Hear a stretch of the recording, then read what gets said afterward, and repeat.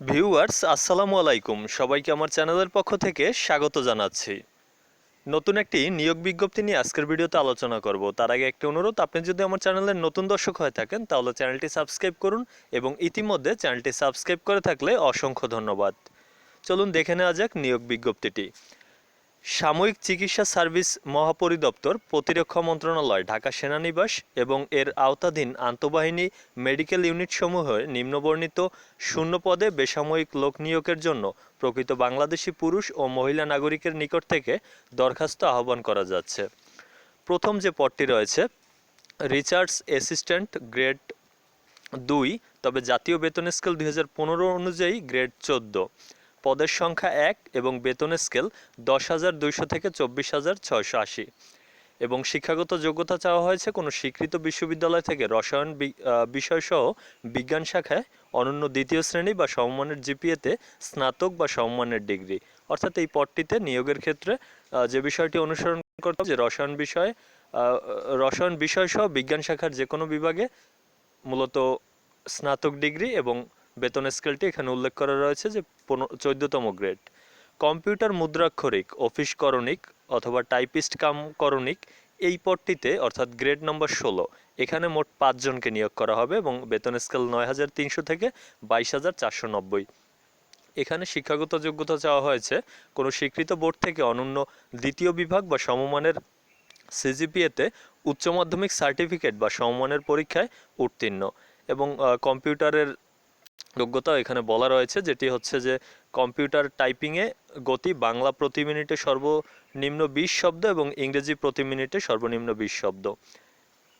FWA অর্থাৎ family welfare assistant 16তম গ্রেডের এই পদটিরও বেতন স্কেল 9,300 থেকে 22,490 টাকা এবং এর শিক্ষাগত যোগ্যতা কোনো স্বীকৃত বোর্ড থেকে অনন্য দ্বিতীয় বিভাগ বা সমমানের সিজিপিএতে উচ্চ মাধ্যমিক সার্টিফিকেট বা সমমানের পরীক্ষায় উত্তীর্ণ অথবা FWA পদে অনন্য 2 বছরের বাস্তব কর্ম অভিজ্ঞতা সম্পন্ন এবং স্বীকৃত বোর্ড থেকে অনন্য মাধ্যমিক বা সমমানের পরীক্ষায় উত্তীর্ণ।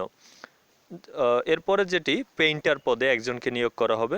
অবশ্যই FWA পদে কিন্তু 12 জনকে নিয়োগ করা হবে আর পেইন্টার পদে একজনকে নিয়োগ করা হবে। শিক্ষাগত যোগ্যতা চাওয়া হয়েছে কোনো স্বীকৃত বোর্ড থেকে মাধ্যমিক স্কুল সার্টিফিকেট বা সমমানের পরীক্ষায় উত্তীর্ণ এবং পেইন্টার পদে 2 বছরের বাস্তব কর্ম অভিজ্ঞতা এবং বেতন স্কেলটি মূলত গ্রেড নম্বর 18 অনুযায়ী 8,800 থেকে 21,310।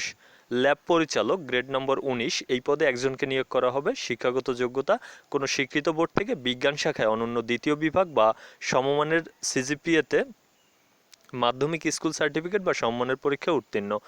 অগ্নি নির্বাপক গ্রেড নম্বর 19 এই পদেও একজনকে নিয়োগ করা হবে। এক্ষেত্রেও শিক্ষাগত যোগ্যতা স্বীকৃত বোর্ড থেকে মাধ্যমিক স্কুল সার্টিফিকেট বা সমমানের পরীক্ষায় উত্তীর্ণ, তবে সুঠাম দেহের অধিকারী হতে হবে। ল্যাব বিআরআর এই পদেও একজনকে নিয়োগ করা হবে। এখানেও শিক্ষাগত যোগ্যতা বিজ্ঞান শাখা থেকে অনন্য দ্বিতীয় বিভাগ বা সমমানের সিজিপিএতে মাধ্যমিক স্কুল সার্টিফিকেট পরীক্ষায় উত্তীর্ণ। পেকার এই পদে অবশ্য 2 জনকে নিয়োগ করা হবে, গ্রেড নম্বর 19। এ পদেও অবশ্য চাওয়া হয়েছে স্বীকৃত বোর্ড থেকে মাধ্যমিক স্কুল সার্টিফিকেট পরিউত্তীর্ণ। অফিস সহায়ক এই পদে 7 জনকে নিয়োগ করা হবে, যেখানে শিক্ষাগত যোগ্যতা স্বীকৃত বোর্ড থেকে মাধ্যমিক স্কুল সার্টিফিকেট বা সমমানের পরীক্ষা উত্তীর্ণ। শ্রমিক এই পদটিতে 2 জনকে নিয়োগ করা হবে এবং এখানে 8ম শ্রেণী পাস চাওয়া হয়েছে এবং সুঠাম দেহের অধিকারী। আয়া পদে 3 জনকে নিয়োগ করা হবে। 8,250 থেকে 20,010 টাকা হচ্ছে বেতন স্কেল এবং এখানেও 8ম শ্রেণী পাস চাওয়া হয়েছে।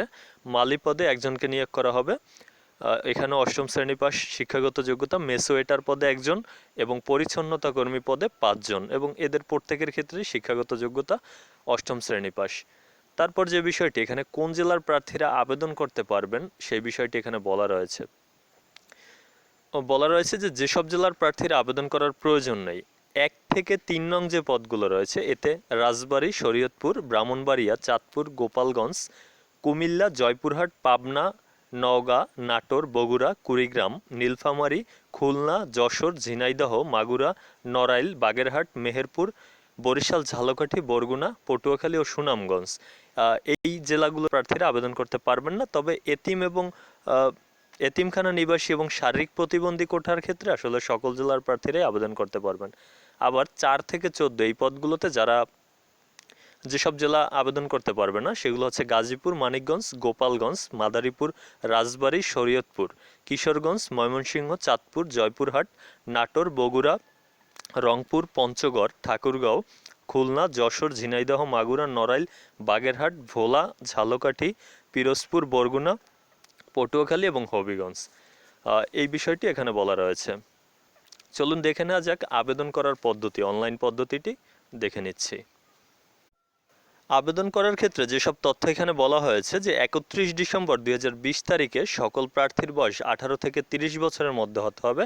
তবে বীর মুক্তিযোদ্ধা অথবা শহীদ বীর মুক্তিযোদ্ধার পুত্রকন্যা ও শারীরিক প্রতিবন্ধী প্রার্থীর ক্ষেত্রে বয়সসীমা 18 থেকে 32 বছরের মধ্যে হতে হবে।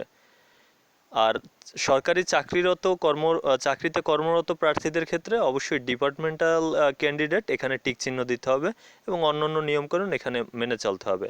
তো আবেদন ফর্ম পূরণ করতে হলে যে কাজটি করতে হবে, যে ওয়েবসাইটটি রয়েছে dgms.teletalk.com.bd, এই ওয়েবসাইটে লগ ইন করে নির্দেশনা অনুযায়ী অনলাইনে ফর্ম পূরণ করতে হবে এবং এই ফর্ম পূরণ কিন্তু শুরু হবে 5 জানুয়ারি থেকে এবং 25 জানুয়ারি পর্যন্ত চলবে এই কার্যক্রম। আর তাছাড়া যে বিষয় যে SMS এর মাধ্যমে টাকা জমা দেওয়ার যে পদ্ধতিটি টেলিটকে, তা কিন্তু অবশ্যই অনলাইনে আবেদনপত্র সাবমিটের সময় থেকে 72 ঘন্টা পর্যন্ত এটি জমা দেওয়া যাবে। আর অন্যান্য নিয়মকানুন অন্যান্য নিয়োগ বিজ্ঞপ্তির মতোই, অর্থাৎ আপনি অনলাইনে যেভাবে ফর্ম পূরণ করে থাকেন সেভাবেই করবেন এবং নির্ধারিত সাইজের ছবি এবং স্বাক্ষর ওখানে কিন্তু স্ক্যান করে দিতে হবে।